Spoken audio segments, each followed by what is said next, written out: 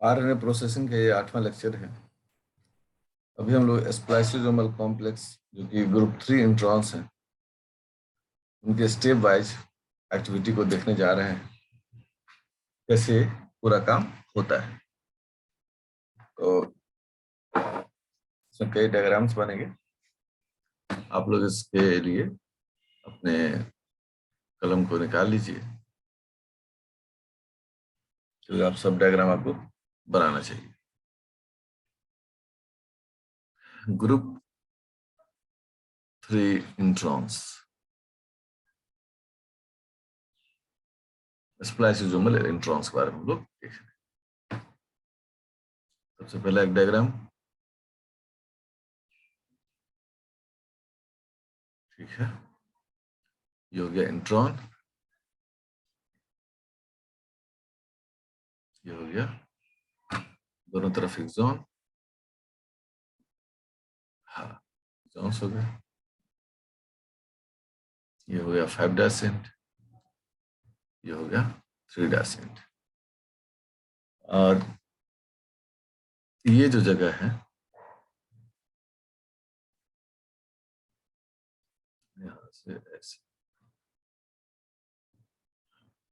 और ये जो जगह है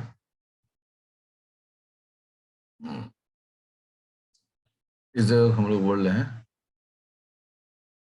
5' स्प्लाइस साइट, और इस जगह कह रहे हैं 3' स्प्लाइस साइट।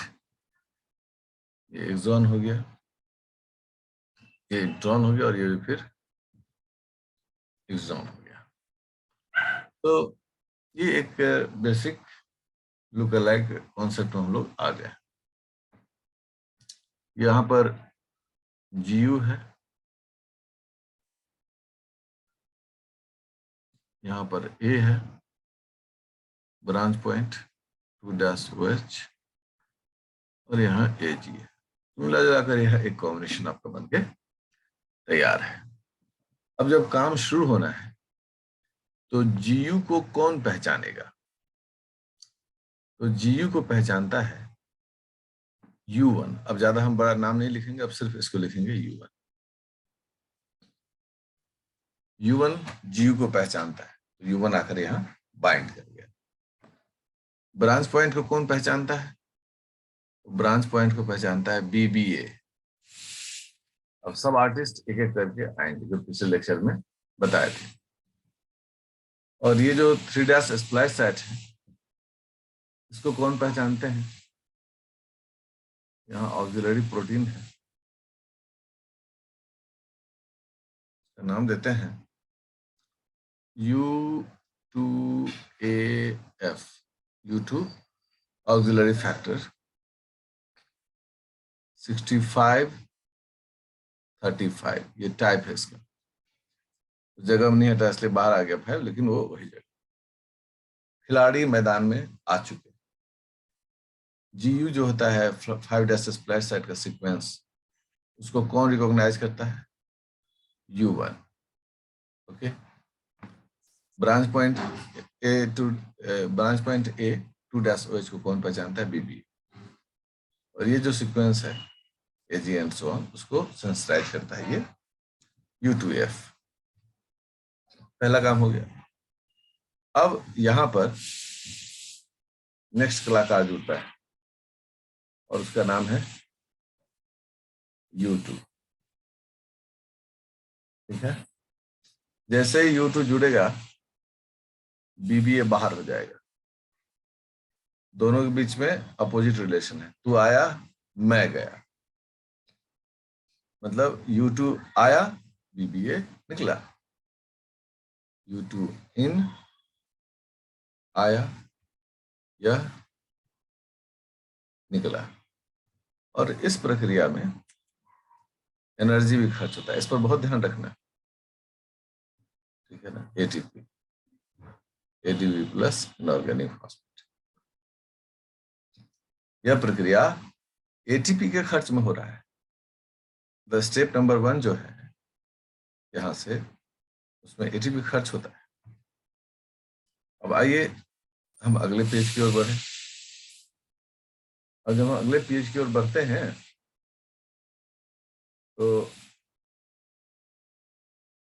देखिए, हम इसी में अब अगला पेज हम इसी में बना लेते हैं। ये सब आ गया, हम इसी पेज में क्या होगा, कुछ डायग्राम बनाने से बचेंगे। बीबीए तो निकल गया, निकलो भाई। साथ ही क्या है कि ये जो आप देख रहे हैं,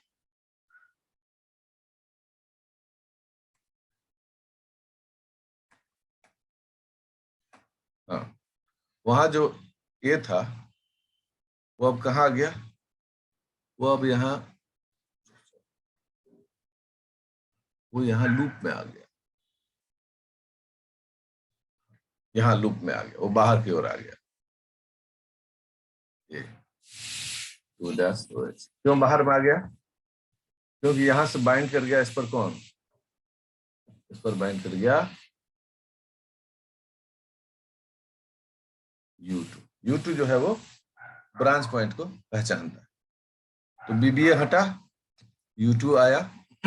ये जो है ये बाहर की ओर धंस गया, क्योंकि U2 का जो पेयरिंग था उसमें ए के लिए कोई जगह नहीं था, तो ए बाहर की ओर उभर गया। अब स्टेप 3, अब सॉरी स्टेप 2, अब स्टेप 2 में कौन कौन आ रहा है? स्टेप 2 में यहाँ पर एक कॉम्प्लेक्स आ रहा है जिसका नाम है U6 U4 U5 complex.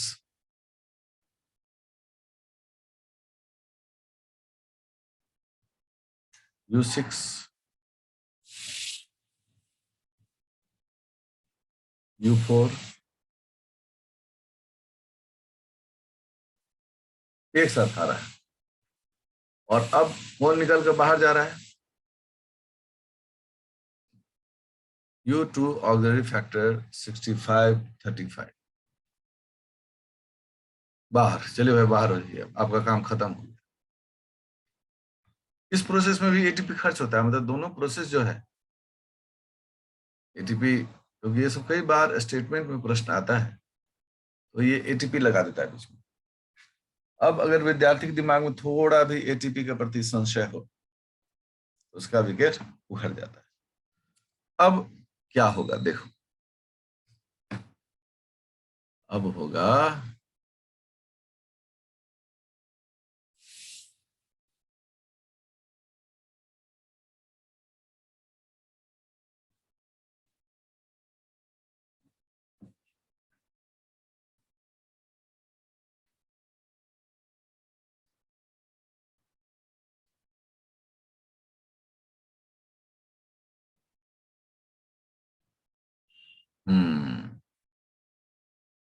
Double कर रहे हैं, चूंकि घुमाने वक्त में हमको थोड़ा सा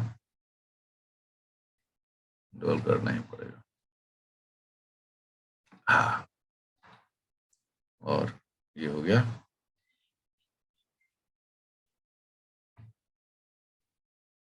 समझ गए सब लोग? वही है, बस ये कि उसमें हम एक पट्टी बनाए थे, इसमें हमको 2 पट्टी बनाना पड़ रहा है। ये हो गया 5 एंड ये हो गया डैश, ये हो गया एक्सॉन, ये भी हो गया एक्सॉन, और जो रेड कलर से दिख रहा है वो हो गया इंट्रो। अब क्या हो रहा है कि देखिए, यहां पर कौन है? ये है U1। इसने किसको पहचाना था? GU सीक्वेंस को ये पहचानता है। यहां पर इन दोनों के बीच का कॉम्बिनेशन किसके द्वारा किया जा रहा है? ये किया जा रहा है U4 द्वारा। यहां पर ब्रांच पॉइंट को कौन पहचानता है? U2 पहचानता है। इन सबको स्टेबलाइज कौन कर रहा है? U5 कर रहा है, ठीक है। और इसको भी स्टेबलाइज कौन कर रहा है? U6 कर रहा है। देखिए पिक्चर में ट्विस्ट आ चुका है, ये हो गया 2' OH, ब्रांच पॉइंट हो गया। ये तो आप समझ रहे हैं, स्प्लाइस साइट हो गया सब, 5 dash splice site, 3 dash splice, सबका अपना अपना सीक्वेंस है। अब पिक्चर बड़ा क्लियर है। U1 किसको पहचानता है? अगर हम ऐसे बात करें तो U1 पहचानता है इस GU सीक्वेंस। U2 किसको पहचानता है? इस ब्रांच पॉइंट को पहचानता है। U4 इस इंट्रॉन लूप को दोनों पकड़ता है, U6 U1 के साथ और U5 U2 के साथ इसको घना क्लोज रहता है। अब U1 का काम समाप्त हो गया। U1 को बोला गया भाई गुड बाय, निकलो अब तुम।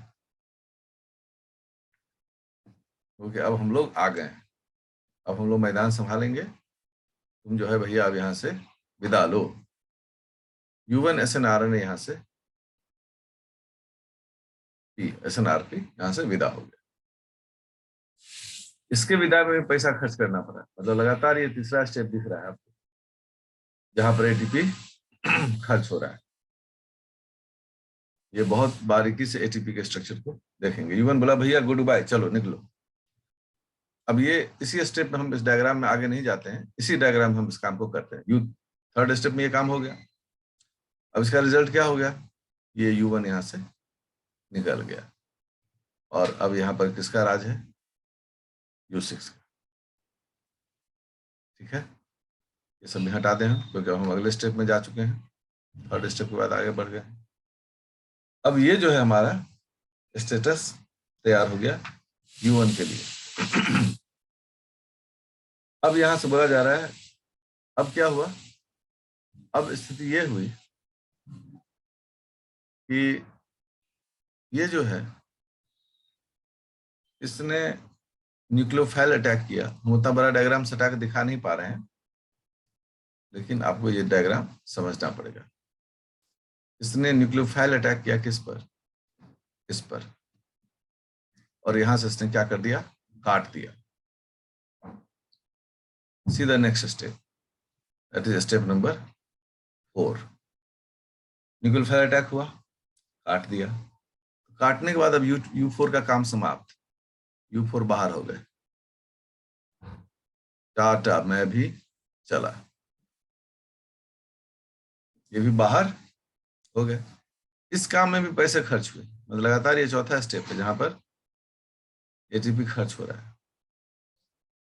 ठीक है, अब जब यह कट गया, यहाँ कट गया, ये हट गया, तो कैसा डायग्राम बना? नेक्स्ट पेज में आते हैं।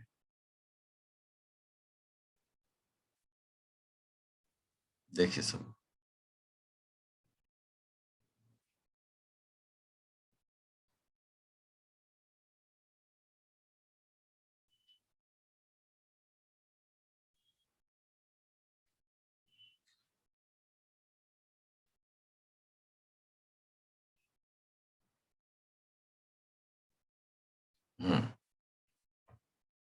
तो कट गया।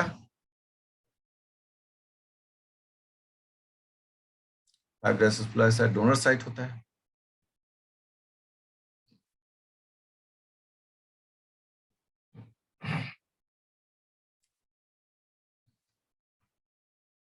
डैश है,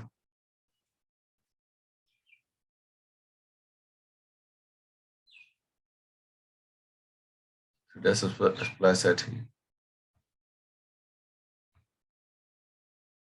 यहाँ पर A है और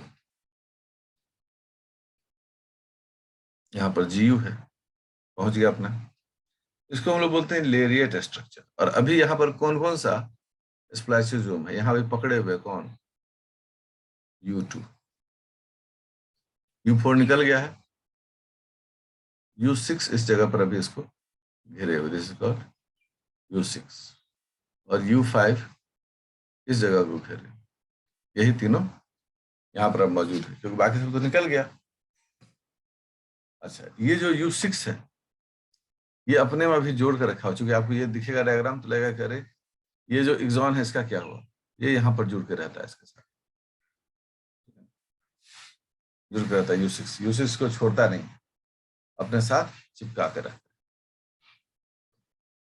अब हम सब जानते हैं कि यह 5 डैश इंड है, यह 3 डैश OH होगा। करेक्ट। अब ये 3' किस पर अटैक कर रहा है? इस स्प्लाइस साइट। जैसे ही इस स्प्लाइस साइट पर अटैक किया, स्टेप नंबर 5, अब कोई एटीपी फेटीपी खर्च नहीं होगा। अब यहाँ क्या होगा? अब तो काम हो गया पूरा हमारा। हो गया कि ये लेरिएट अपने सभी मेंबर के साथ बाहर निकल जाएगा। जैसे U2, U6,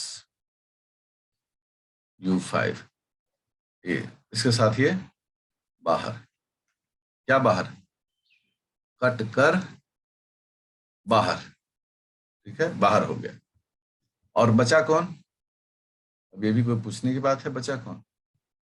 बचे दोनों भाई साहब।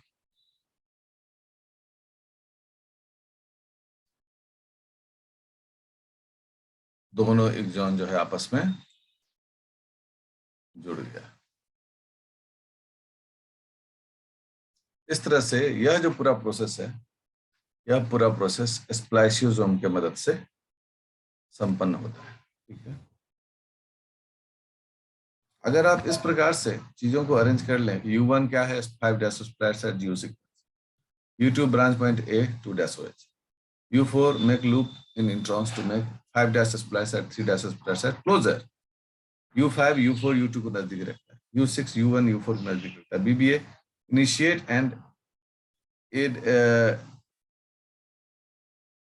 ये जो ब्रांच पॉइंट है उसको रिकॉग्नाइज करता है, U2F 3' splice at को रिकॉग्नाइज करता है। तो आपके दिमाग में ये सारी बातें अच्छे से बैठेंगी। कुछ और भी एसेसरी प्रोटीन्स होते हैं, अदर प्रोटीन्स, जिनको नोटिस किया गया, जो थोड़े थोड़े रोल अदा करते हैं, जैसे RNA annealing protein.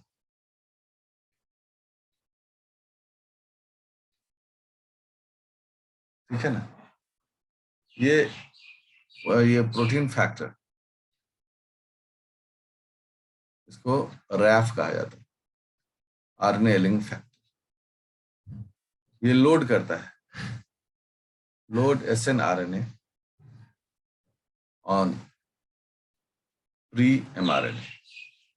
Pre mRNA पर ये लोड करता है, जैसे रेप्लिकेशन लोडर होता है ना, उसी तरह से। और एक और प्रोटीन का नाम कुछ हल्का आता है बाहर में, इसका नाम है डेट। रुक जाओ यार, इसे डेट के नाम पर मत नाराज हो जाओ। DEAD box helicase. DEAD box helicase protein का भी एक रोल है। यह क्या करता है? ये एटीपीएज एक्टिविटी शो करता है, ATPase activity and unwind RNA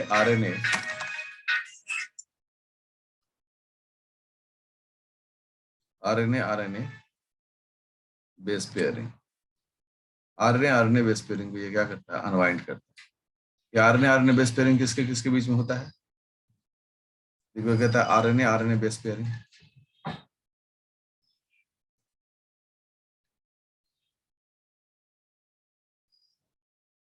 तो ये जो आरएनए होता है एसएन आरएनए होता है, और ये जो होता है प्री एमआरएनए होता है। इन दोनों के बीच जो बेस पेयरिंग होता है उसको ये समाप्त करता है। कौन? Dead box helicase.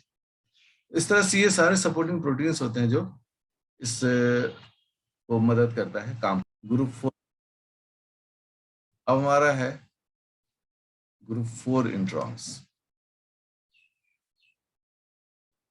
Group 1, group 2, group 3, group 4।